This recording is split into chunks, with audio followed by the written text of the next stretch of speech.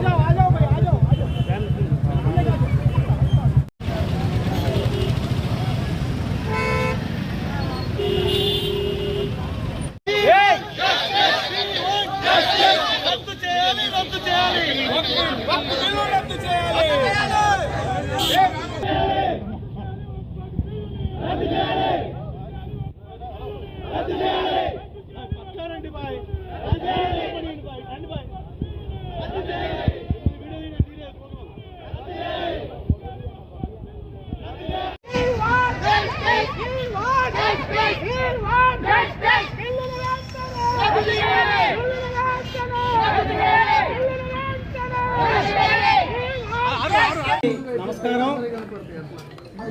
ఈరోజు భద్రాచలం నియోజకవర్గం కేంద్రమైనటువంటి భద్రాచలం పట్టణంలో ముస్లిం సోదరీమణులంతా కూడా వక్ఫ్ బోర్డు బిల్లుకు సంబంధించి తమ యొక్క ఉనికికే ప్రమాదం ఏర్పడిందని ఎర్రటి ఎండలో సుదీర్ఘ ప్రాంతం ప్రదర్శన చేసుకుంటూ స్థానిక ఆర్టీఓ కార్యాలయానికి రావటం జరిగింది.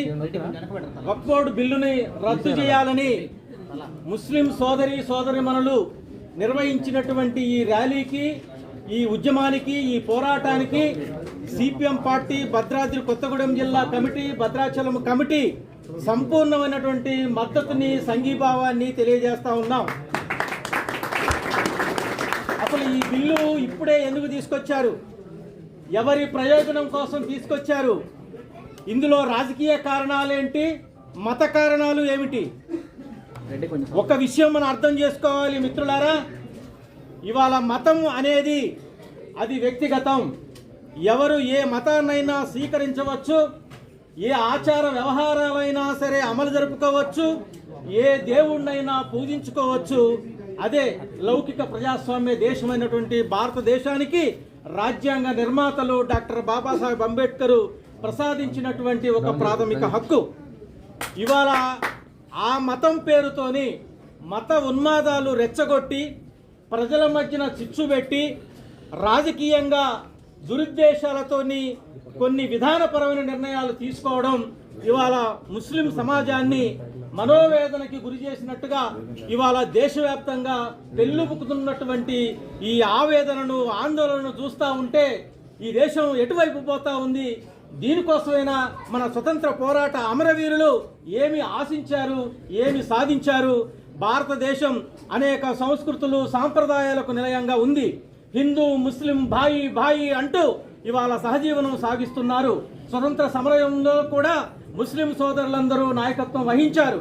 ఇటువంటి భిన్నత్వంలో ఏకత్వం ఉన్నటువంటి, ఏకత్వంలో భిన్నత్వం ఉన్నటువంటి దేశంలో ఇటువంటి మత శిక్షలు పెట్టడం అనేది మంచిది కాదు. ఇక రెండో అంశం, ఈనాటి ప్రధాన అంశమైనటువంటి ఈ బిల్లు తీసుకొచ్చిన దాంట్లో అనేక తిరోగమన విషయాలు ఇందులో ఉన్నాయి. మత జోక్యం, ఇతరుల మత ప్రవేశం ఉండటానికి వీల్లేదు.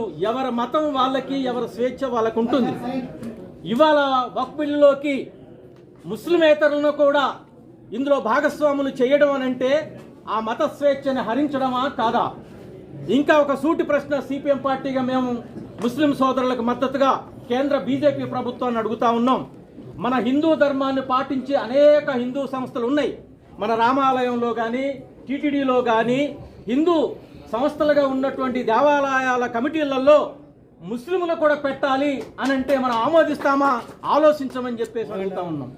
ఇదేదో ఒకరి మీద ఒకరికి ద్వేషం రెచ్చగొట్టడానికి కాదు.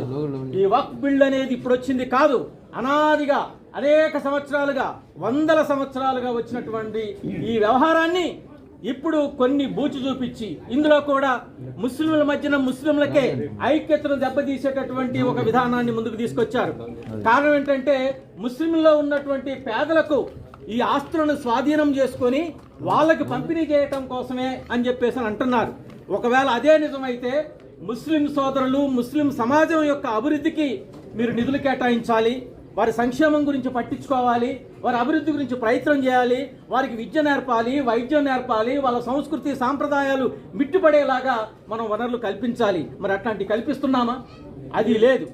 ఇవాళ అనేక అవకాశాలు వాటన్నిటిని దుర్వినియోగం చేస్తూ ఇవాళ ముందుకు కొన్ని కొత్త వాదనలు తీసుకొస్తున్నారు.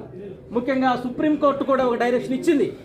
మీరు ఈ రకంగా పోతే కనుక ఇది అనేక విచ్ఛిన్నాలకు దారితీసే అవకాశం ఉంది. ఇంకొక మాట సుప్రీంకోర్టు సూటిగా చెప్పింది ఏంటంటే, ఇవాళ వాదనలు ప్రారంభమయ్యి అనేక మంది పిటిషన్లు దాఖలు చేసిన తర్వాత ఒక 70 పిటిషన్లు వచ్చినప్పటికీ ఒక 10 పిటిషన్లు మేము పరిగణలోకి తీసుకుంటామని చెప్పేసి సుప్రీంకోర్టు చెప్పింది. కానీ కేంద్ర ప్రభుత్వం ఈ అల్లర్లని పోనీయకోకుండా వెనక్కి తీయటం కోసం కొన్ని నిర్ణయాలు మీరు వెనక్కి తీసుకోవాలి. అది ఏమిటి అని అంటే, మేము రిక్రూట్మెంట్ చేయం, ఇప్పుడు కమిటీలలో ముస్లిమేతరులని పెట్టం అని మీరు సుప్రీంకోర్టుకి హామీ ఇవ్వాలి. రెండోది, మీరు ఎటువంటి ఫర్దర్గా ముందుకు వెళ్ళడానికి వీల్లేదు. ఈ ఆస్తులని జప్తు చేయటానికో లేదు విచారణ చేయటానికో కలెక్టర్తో కూడినటువంటి కమిటీని వేస్తూ ఉన్నారు, అది కూడా వేయటానికి వీల్లేదు. అట్లాగనే ఈ ఆస్తులు డాక్యుమెంటేషను దానికోసం ఏర్పాటు చేయబడ్డటువంటి వాటిని కూడా నిలుపుదల చేయాలి. ఇది మీకు ఆమోదమా కాదా చెప్పండి అని అంటే అప్పుడు కేంద్ర ప్రభుత్వం నుండి హాజరైనటువంటి జ్యుడిషియరీ తరపు న్యాయవాది చెప్పడం జరిగింది, ప్రభుత్వం తరపున మేము ఈ హామీలు ఇస్తున్నాం, మాకు కొంత వారం రోజులు టైం ఇవ్వండి అని అంటే మే 5వ తేదీ వరకు ఈ సమయం ఇవ్వటం జరిగింది. తాత్కాలికంగా వెనక్కి తగ్గింది, కానీ ప్రమాదం పొంచే ఉన్నది. అందుకోసం ముస్లింలు, క్రైస్తవులు, హిందువులు అందరూ, మనది భారతదేశం అనేక కులాలతోని, మతాలతోని, సంస్కృతి సాంప్రదాయాలతోని ఉన్నటువంటి దేశం కాబట్టి కలిసిమెలిసి సహజీవనం చేసేటువంటి క్రమంలో ఇటువంటి విధానాలు తీసుకొచ్చి ఈ బిల్లులో అనేక అంశాలు జొప్పించి వారి యొక్క సార్వభౌమాధికారాన్ని వాళ్ళని మానసికంగా వేధించి ఈ దేశం నుండి ఎల్లగొట్టి ఈ మతంలో అంటే వక్ఫ్ బోర్డులకు ఉన్నటువంటి ఆస్తులు మొత్తం కూడా స్వాధీనం చేసుకొని అనాథలుగా చేయటానికి మసీదులన్నీ కూడా హ్యాండ్ ఓవర్ చేసుకొని ఆ మసీదులను తవ్వి అనేక అల్లర్లు సృష్టించడానికి చేసేటువంటి ప్రయోగం తప్ప మరొకటి కాదు అని చెప్పేసి సిపిఎం పార్టీగా మేము భావిస్తా ఉన్నాం. అందుకోసం కేంద్ర ప్రభుత్వం తీసుకొచ్చినటువంటి ఈ వక్ఫ్ బిల్ ఏదైతే ఉందో బేషరతుగా దీన్ని రద్దు చేయాలి, ముస్లిం సోదరులకు భరోసా ఇవ్వాలి. ముస్లిమేతరులని ఈ వక్ఫ్ బిల్లో, వక్ఫ్ కౌన్సిల్లో పెట్టడానికి వీల్లేదు అని సిపిఎం పార్టీగా మేము ప్రభుత్వాన్ని డిమాండ్ చేస్తూ ఈ యొక్క ఉద్యమానికి సంపూర్ణమైనటువంటి సంఘీభావాన్ని, మద్దతుని సిపిఎం పార్టీ తెలియజేస్తుందని చెప్పేసి మీకు అందరికీ విజ్ఞప్తి చేస్తాను. ఆ రోజు మన దేశం వేరే 2 దేశాలుగా విభజించినప్పుడు ఆ దేశంలో